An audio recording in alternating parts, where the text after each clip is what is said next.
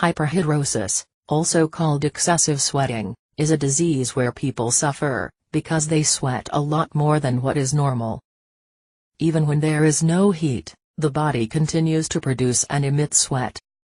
This makes these people perspire a lot, even in situations when there is no reason to.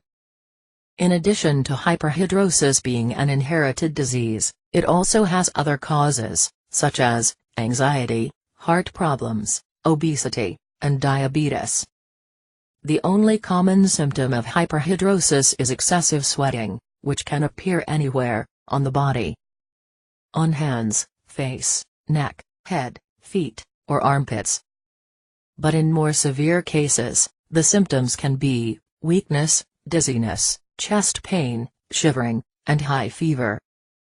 If hyperhidrosis is not treated in the right way, it can cause bad smell, strong skin inflammations, and infections in areas where the sweat happens. Luckily, the correct treatment can be found in the link that is in the description, just below this video. It will help you to solve your sweating problem, forever. If you liked this video, click on like below, and subscribe to the channel. Get well, and good luck.